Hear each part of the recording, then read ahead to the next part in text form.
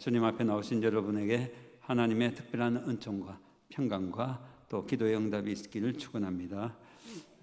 마태, 마가, 누가복음은 같은 관점에서 기록되었다고 공관복음이라고 말합니다. 요한복음은 좀 다르게 내용이 조금 다르게 기록되어 있습니다. 동일한 사건들이 공관복음 많이 또 기록되어 있습니다. 그런데 오늘 본문에 방금 읽었던 이 내용은 공관복음 중에서 누가복음에는 없습니다. 그런데 요한복음에는 또 나와 있습니다. 오늘 본문의 내용은 오병이어의 기적이라고 불리는 사건 직후에 일어난 일입니다. 물고기 2, 작은 보리떡 5개. 이 적은 양으로 수만 명을 먹이시는 놀라운 기적을 보고 사람들은 이는 참으로 세상에 오실 그 선지자다 라고 하면서 이분이 왕이 되면 적어도 우리는 굶을 일은 없겠다. 지금도 경제를 살릴 대통령을 원하듯이 경제 문제를 해결할 자로 생각했기에 사람들이 예수님을 억지로 강제로 임금으로 삼으려는 움직임이 일어나려고 하였습니다. 이에 예수님은 재빨리 그 분위기를 감지하시고 제자들과 무리들이 합세하지 못하도록 제자들을 재촉하여서 배 타고 건너편으로 가게 하셨습니다. 군중 심리에 휩쓸려서 제자들까지 가세하면은 사태는 걷잡을 수 없이 흘러가기 때문에 급하게 제자들을 무리에게서 분리시키고 군중들을 흩어 보내셨습니다. 무리들을 작별하신 후에 예수님은 산에 올라가서 기도하셨습니다. 이렇게 예수님은 세상의 영광을 받는 것을 거부하시고 산에 올라가서 기도하시며 하나님과 교제하셨습니다. 세상에서 권력을 얻고 부귀와 영광을 얻고 최고가 되는 자리를 피하셨습니다. 예수님은 항상 사람들의 인기와 영광을 얻는 것은 거부하고 피했습니다. 그런 자리를 피하시고 항상 기도하는 자리로 가셨습니다. 그리고 복음 전하는 일에 힘쓰셨습니다.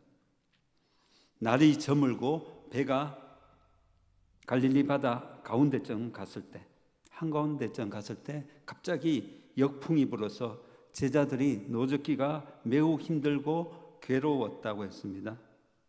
예수님은 멀리 산 위에서 기도하고 계셨는데 그 광경을 다 보고 계셨습니다. 마가복음 6장 46절에 바람이 거스름으로 제자들이 힘겹게 노젓는 것을 보시고 밤 사경에 바다 위로 걸어서 그들에게 오사 지나가려고 하시매 했습니다.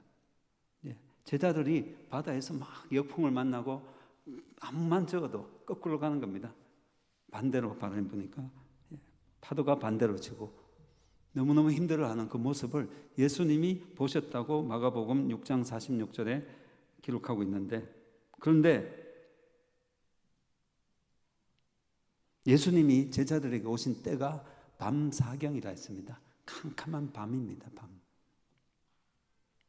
그리고 이 갈릴리 바다 실제로는 민물 호수입니다.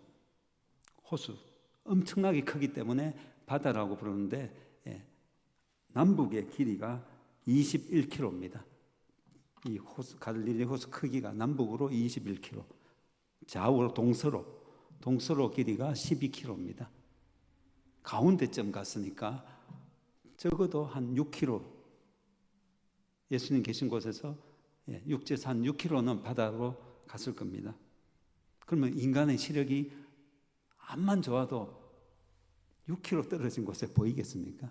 적어도 4, 5km라고 해도 그게 낮에도 안 보일 겁니다. 그런데 지금 밤입니다. 예수님이 제자들이 지금 고생하고 있구나 눈으로 봐서 그것을 알 수 있는 게 아닙니다. 아무리 눈이 좋은들 육신의 눈으로는 제자들이 지금 바다 가운데서 힘들어하는 모습을 볼 수가 없습니다. 그런데 예수님이 보셨다는 것은 전지전능하신 하나님이시기에 하나님의 눈으로 지금 보신 겁니다. 제자들이 지금 어려움에 처해서 고생하고 있음을 육신의 눈이 아닌 하나님의 눈으로 그들을 보고 계신 겁니다. 제자들이 갈릴리 바다에서 풍랑을 만난 사건이, 이 복음서에 기록된 것이 이 사건이 두 번째입니다. 지난번에는 가버나움에서 바다 건너편에 거라사인의 땅에 가서 군대 귀신 들린 자를 고쳐주려고 갈 때, 그때 예수님 같이 배 타고 가시면서 한번 풍랑이 일어났었죠. 이번에는 두 번째 사건입니다. 이번에는 오병이어 사건 직후에 일어났습니다. 지난번에는 배에 예수님이 같이 타시고 같이 갔습니다. 배 고물에서 주무시고 계셨죠. 풍랑이 일어나서 침몰할 위기에 예수님을 흔들어 깨워서 도와달라고 했죠. 그런데 이번에는 예수님이 배에 계시지 않는데 풍랑을 맞이했습니다. 그러나 이 풍랑은, 이 출항은, 풍랑을 만난 이 출항은 예수님의 명령을 따라 이루어진 것입니다. 지난번에도 그랬고요. 이번에도 예수님이 가라 해서 갖는 것입니다. 지난번도 이번도 주님이 시키신 대로 순종해서 떠났는데 거센 풍랑을 만나서 지금 고생하고 있습니다. 요나는 하나님 말씀에 불순종해서 니느웨로 가라고 했는데 니느웨가 아닌 다시스로 도망가다가 풍랑을 만난 적이 있습니다. 그래서 풍랑으로 인해서 결국은 큰 물고기 뱃속에 들어가서 회개하고 다시 니느웨로 가서 하나님 말씀을 전했습니다. 이에 반해서 이 제자들은 예수님 명령대로 바다를 건너는데 그들이 가고자 하는 정반대로 역풍을 만났습니다. 예수님 말씀대로 순종해서 갔다면은 순풍이 불어서 그냥 가던 방향으로 순풍이 불어서 더 쉽게 가야 되지 않겠습니까? 우리 생각은 그렇습니다. 그런데 실제는 역풍이 불고 있습니다. 우리 생각에는 주님 말씀대로 순종해서 다 뭔가 하면은 잘 안 되던 일도 잘 되고 그래서 평탄하게 되어야 할 텐데 어려움이 없이 형통하게 되어야 된다고 생각합니다. 그러나 주님 말씀에 순종해서 행할지라도 얼마든지 어려움과 고난을 당할 수가 있습니다. 특히 예수님의 명령을 따라 복음 들고 나가서 세상에 나가서 복음 전하고 전도하면요 어려움을 당하기가 쉽습니다. 거절당하는 것은 기본이고 어떤 사람은 화를 내고 욕을 하기도 합니다. 코로나 때 특히 심했습니다. 어린아이한테 또 전도한다고 막 경찰에 신고하기도 합니다. 주님께 순종하고 주님이 기뻐하시는 일을 해도 어려움을 당할 수 있다는 말씀입니다. 더욱이 이 제자들 입장에서 지난번에 풍랑 만났을 때는 예수님이 옆에 계셔서 도움을 청할 수라도 있었는데 지금은 주님이 옆에 없습니다. 그냥 어떻게 해서든지 자신들의 힘으로 이 바람과 파도를 이겨내야 하는 것으로 보입니다. 그러나 주님이 멀리 계시는 것처럼 느껴져도 우리가 주님의 명령을 따라 나아가는 길이라면 거친 파도가 나를 향해서 닥쳐와도 주님이 책임지시고 지켜주십니다. 사망의 엄침한 골짜기로 다닐지라도 주의 지팡이와 막대기가 나를 안위하신다는 다윗의 고백처럼 우리에게 이루어 주실 것입니다. 그러므로 고난을 당하든지 아니하든지 중요한 것은 우리 주님의 말씀에 순종해서 나아가는 것입니다. 집안의 가장이 사업이 부도나서 온 가족이 살 길이 막막할 때 하나님께서 즉시 오셔서 그 가족의 힘든 문제를 해결해 주시면 얼마나 좋겠습니까? 암 선고를 받고 고통스러워하고 있을 때 하나님이 오셔서 즉시로 그 암을 깨끗하게 치유해 주시면 고쳐주시면 얼마나 좋겠습니까? 자녀가 원하는 회사에 취직하려고 할 때 또 원하는 대학에 진학하려고 할 때 그때 하나님이 도와주셔서 합격하게 해주시면 얼마나 좋겠습니까? 자기가 원하는 대로 모든 일이 순조롭게 다 이루어지는 것을 사람들은 형통하다고 말합니다.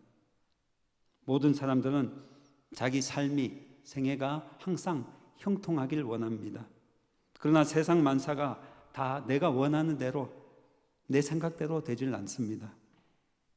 이사야 55장 8절로 9절에 이런 말씀이 있습니다. 같이 한번 읽어보겠습니다. 시작. 이는 내 생각이 너희 생각과 다르며 내 길은 너희 길과 다름이니라. 여호와의 말씀이니라. 이는 하늘이 땅보다 높음 같이 내 길은 너희의 길보다 높으며 내 생각은 너희 생각보다 높음이니라. 우리는 모든 일들이 항상 내 뜻대로, 내 생각대로, 내가 원하는 대로 이루어지기를 원하는데, 그것을 형통이라고 생각하는데, 하나님의 생각은 그런 우리 생각하고 다르다는 것입니다.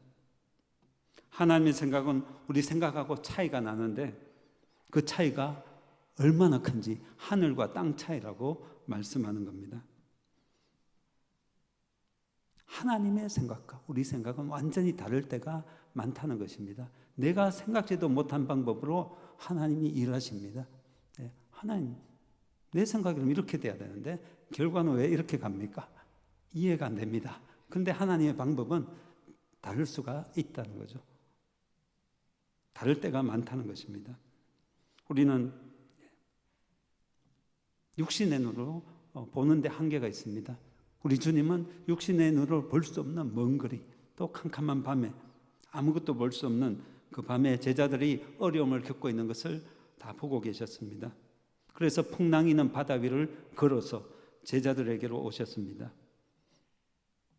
마가복음 6장 47절에 보면 배가 바다 가운데 있다고 표현했는데, 예수님이 한 몇백 미터 정도 걸어간 게 아니라 몇 킬로를 걸어가셨습니다. 적어도 4, 5킬로 정도, 6킬로 정도 물 위로 걸어가셨습니다. 그럼 한참 걸어야죠. 잠깐 걸은 게 아닙니다. 그런데 왜 예수님께서 이 초자연적인 방법으로 바다 물 위를 걸어서 오셨을까요? 욥기 9장 8절을 보면 이런 말씀이 있습니다. 욥기 9장 8절에 그가 홀로 하늘을 펴시며 바다 물결을 밟으시며 했습니다. 그는 하나님을 가리키는데요. 바다 물결 위를 걷는 것은 하나님만이 하시는 일이라는 것입니다. 하나님만이 하실 수 있는 일.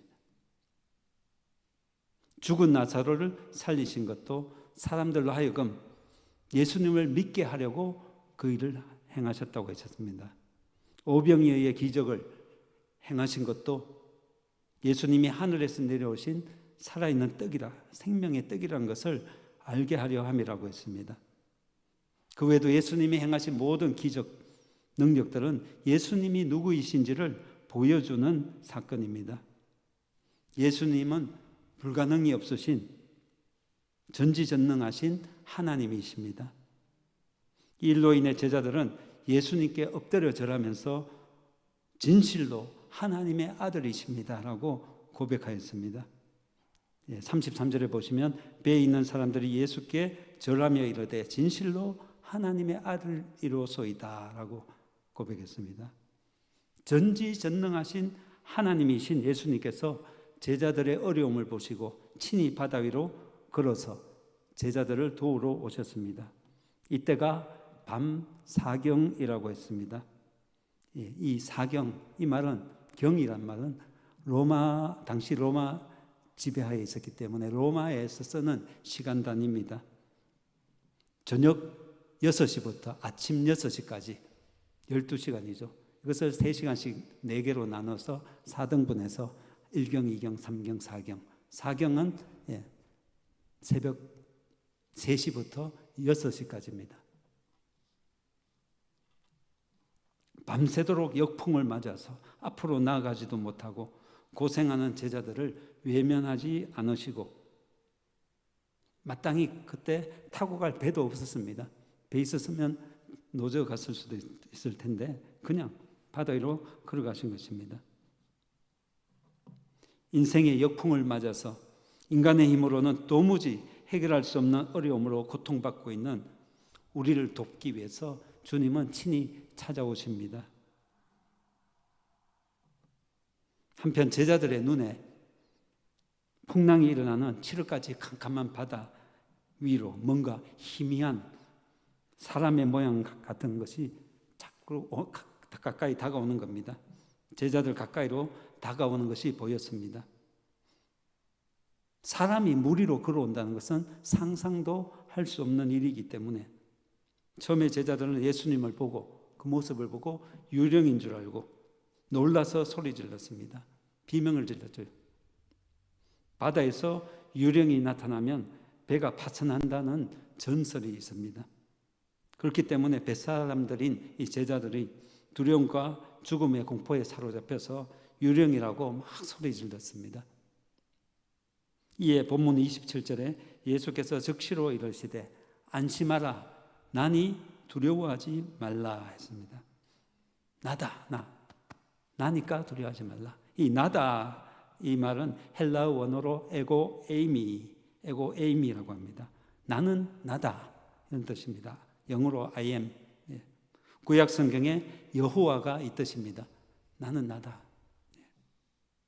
그렇습니다. 예수님은 여호와 하나님이시고 내가 너의 인생의 주인이다. 내가 너의 인생을 인도하는 선한 목자다. 내가 너의 인생의 보호자다 라는 의미로 하신 말씀으로 볼 수 있습니다. 나다. 그러니까 안심하라. 안심하라. 나니 두려워하지 말라. 이 말을 들은 베드로가 28절에서 이렇게 말합니다. 주여 만일 주님이시거든 나를 명하사 물 위로 오라 하소서. 그래서 예수님이 오라고 하시니까 베드로는 배에서 뛰어내려서 물 위로 갔습니다. 중요한 건 예수님이 오라 하셔야 됩니다. 역사 속에, 기독교 역사 속에 수많은 젊은이들이 이 구절 자세히 안 보고 베드로도 물 위에 걸었는데 이러면서 뛰들어서 죽었던 경우가 간혹 있었다고 합니다. 오라고 해야 됩니다. 예수님이 오라 하셔서 베드로는 뛰어내려 물 위로 걸어서 예수님께로 갔습니다. 인간이 바다 위를 걷는다는 것은 실로 놀라운 기적이 아닐 수 없습니다. 성경은 이뿐 아니라 수많은 기적들이 일어나는 것을 보여줍니다. 사실 성경 이야기뿐만 아니라 실제로도 놀라운 기적들이 얼마나 많이 일어나는지 모릅니다. 우리가 몰라서 그렇지 간증이나 들어보면 여러 가지 이야기들 옛날부터 지금까지 수많은 기적들이 과학으로 설명되지 않는 수많은 기적들이 일어났습니다. 오늘날도 선교 현장이나 목숨 걸고 예수 믿는 중국의 지하교회 같은 경우에 그 성도들에게 이런 기적들이 나타나고 있습니다. 한 번은 중국의 지하교회 성도들이 몰래 숨어서 예배드리다가 공산당원들에게 발각되었습니다. 이제 모두 나가서 죽게 될 판입니다. 그런데 한 공산당원이 제안을 했습니다. 우리 식구 중에 나병 환자가 있는데 기도해서 이 사람 나오면 너희들 다 살려주겠다. 그런 제의를 받았습니다. 이에 온 성도들이 모여서 결사적으로 하나님 앞에 부르짖어서 살려달라고 기도한 결과 그 나병 환자가 깨끗하게 고침받는 놀라운 기적이 일어났다고 합니다. 미국의 유명한 부흥사인 D.L. 무디에게 어떤 사람이 찾아와서 목사님 성경 읽다가 잘 깨달아지지 않고 의심이 생기면 어떻게 하면 좋겠습니까? 라고 물었습니다. 보통 같으면 기도 열심히 하고 이것이요 할 텐데 무디 목사는 그렇게 안 하고요. 나가서 전도하십시오. 지나가는 손수레라도 밀어주고 전도해 보십시오. 무엇이든지 찾아가서 봉사하고 예수님을 전하고 복음을 전해 보십시오. 그리고 와서 말씀을 읽어 보십시오. 그러면 깨달아질 것입니다. 행하지 않고 그냥 지식으로만 읽으려고 하기 때문에 깨달아지지 않는 것입니다. 라고 권했다고 합니다. 그렇습니다. 우리가 성경을 읽다 보면은 이해되지 않는 일들이 많이 있습니다. 그러나 우리가 실제로 나가서 전도도 하고 봉사도 하고 말씀대로 실천하고 와서 또 읽다 보면은 이 말씀이 믿어지고 깨달아집니다. 하나님이 함께 하심을 체험할 때 말씀이 더 와닿게 된다는 거죠. 오늘 본문의 베드로는 예수님께서 오라고 하시는 말씀을 듣고 용감하게 바다 위로 뛰어내려서 예수님을 향해 걸어갔습니다. 다른 복음서에는 이 내용이 없는데 마태복음에만 기록되어 있습니다. 29절에 오라고 하시는 예수님 말씀 듣고 베드로가 물 위로 걸어서 예수님께로 가는데 30절 보시면 베드로가 바람을 보고 무서워하자 물에 빠져서 예수님께 살려달라고 소리칩니다. 예수님께서 즉시 와서 손을 잡고 건져주죠. 믿음이 작은 자여 왜 의심하였느냐 하십니다. 오늘 베드로 내용을 보면서 이 사건을 보면서 예수님뿐만 아니라 우리도 물 위로 걸을 수 있다는 것을 보게 됩니다. 베드로는 자기 힘이 아니라 주님의 능력으로 잠시라도 물 위를 걸었습니다. 얼마를 걸었는지 모르겠지만 물 위를 걸어갔습니다. 땅을 밟듯이 물 위를 밟고 걸어갔습니다. 그리고 어떤 상황이라도 주님만 바라보면 인생의 풍랑도 역경도 이겨내고 어떤 문제도 밟고 그 위를 걸을 수 있다는 것입니다. 어려운 현실의 문제만 바라보고 두려워하면 믿음이 사라지고 그 문제에 빠져서 허우적거리고 고통받게 됩니다. 우리가 믿는 예수님은 전지전능하신 하나님이십니다. 베드로가 바다 위를 걸어오시는 예수님을 바라볼 때는 믿음으로, 예수님만 바라볼 때는 믿음으로 걸을 수가 있었습니다. 그런데 바람과 파도를 보고 두려워하니까 순간적으로 믿음이 사라지고 두려움에 사로잡혀서 그만 빠지고 말았습니다. 주님은 우리를 구원하시기 위해 십자가에 죽어주시기까지 하셨습니다. 십자가에 못 박혀서 그 끔찍한 고난을 나를 위해서 당하셨습니다. 그만큼 우리를 사랑하십니다. 우리가 그 주님을 바라보고 날마다 말씀을 묵상하며 예수님이 어떤 분이신가를 생각할 때 우리의 믿음이 더욱더 강해질 것입니다. 근심 중에도 낙심하지 않게 되고 두려운 일을 만나도 담대하게 이겨낼 수가 있습니다. 그러나 우리가 세상만 바라보고 문제만 바라보면은 믿음이 작아져서 근심과 두려움에 사로잡혀서 아무것도 할 수가 없습니다. 그러므로 우리가 평소에 무엇을 바라보느냐, 어디를 바라보느냐, 이것이 매우 중요합니다. 12명의 정탐꾼이 가나안 땅을 정탐하고 왔을 때 그중에 10명 정탐꾼은 어리석게도 하나님보다 그 현실만을 바라보았습니다. 그곳에 사는 거인 장수들 보고 마음이 녹아져서 자신들은 메뚜기에 불과하다 그렇게 고백했죠. 두려움에 벌벌 떨었습니다. 그러나 여호수아와 갈렙은 두 사람은 믿음의 눈으로 누구를 바라보았습니까?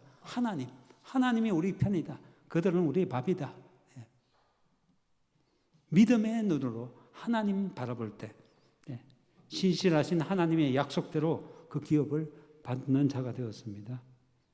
우리가 믿음으로 산다는 것은 한마디로 하나님을 바라보는 것입니다. 비록 이 세상에 살고 있지만 세상을 바라보지 않고 보이지 않는 하나님을 믿음의 눈으로 바라보며 사는 것입니다. 우리의 생사 화복을 주장하시는 분은 오직 하나님뿐이십니다. 하나님 한 분 외에는 우리의 죽고 사는 것을 주장할 자가 아무도 없습니다.